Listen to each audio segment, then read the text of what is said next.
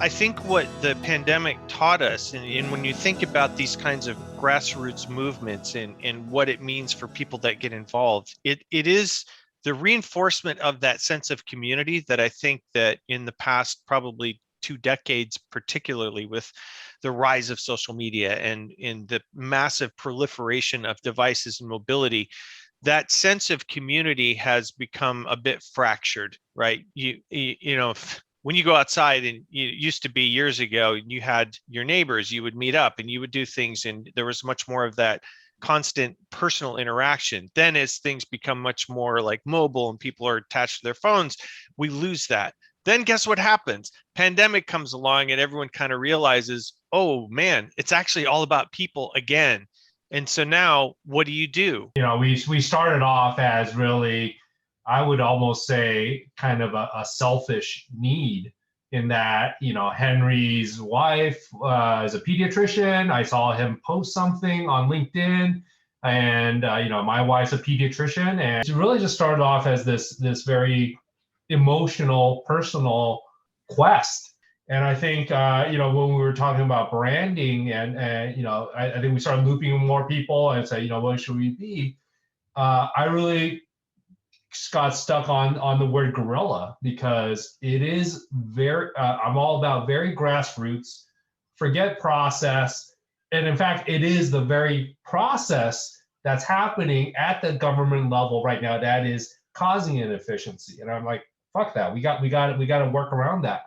We got to be guerrilla. We got to be grassroots. We got to buck the trend. We got to even, you know, bend, if not break rules. Maybe let's just say bend rules if needed, to get things done. When I think of guerrilla mass movement, I think of it as like a collaboration. It's messy, because change is messy. It's willing to experiment. All experiments don't work, right?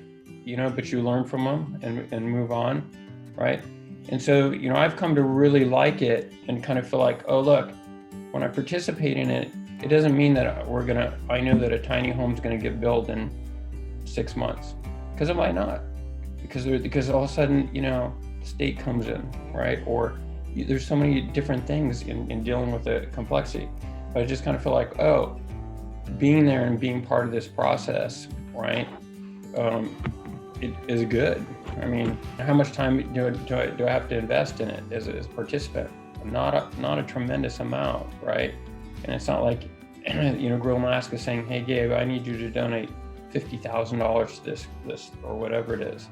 No, they're asking for time, for thoughts, for connections, for, you know, problem solving. So, you know, I feel really good about it.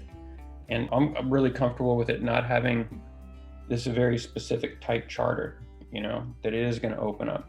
And it's going to continue to be messy.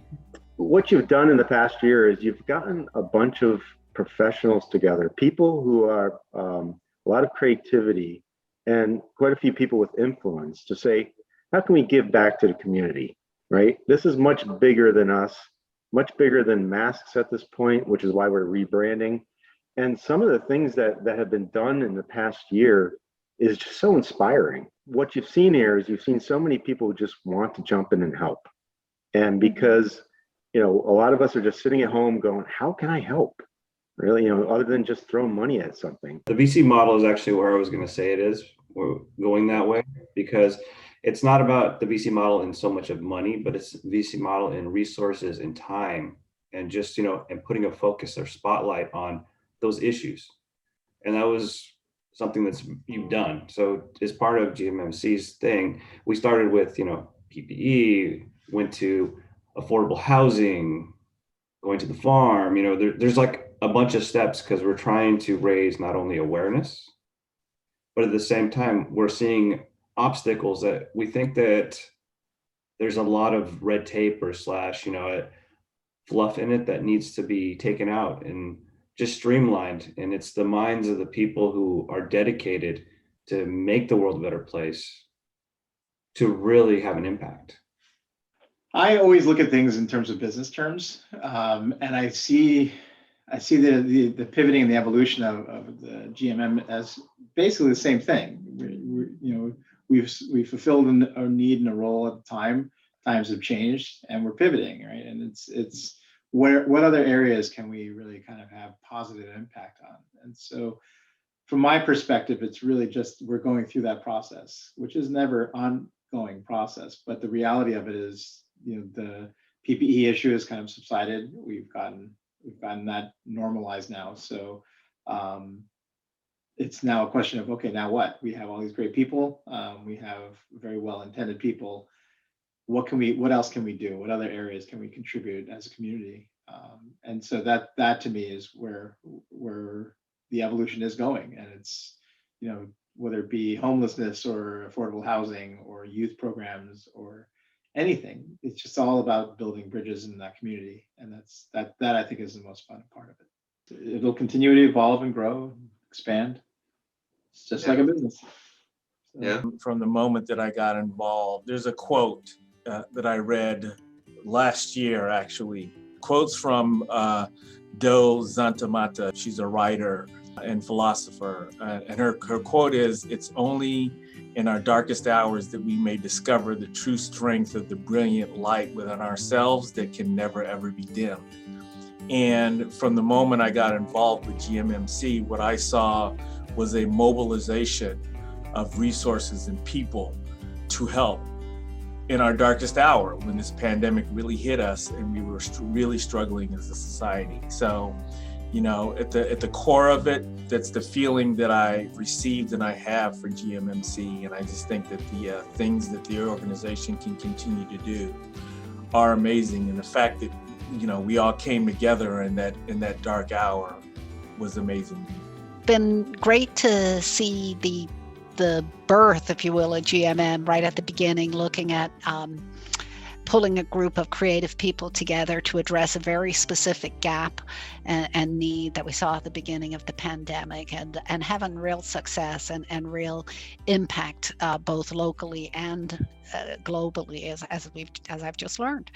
And it's even probably more exciting to see the group pivot to take that same creative energy and apply it into different issues that we are facing as we come out of the pandemic. And I look forward to that same kind of success in some of these, the kitchen and the farm, the soil that we've had with the masks and the PPE in the beginning. So well done to the group. I didn't do anything myself. I came to a couple of meetings, talked to a few people on the Zoom, because that's what you have to do. But great work to Henry and team. Thank you for everything you do, and look forward to seeing what's next.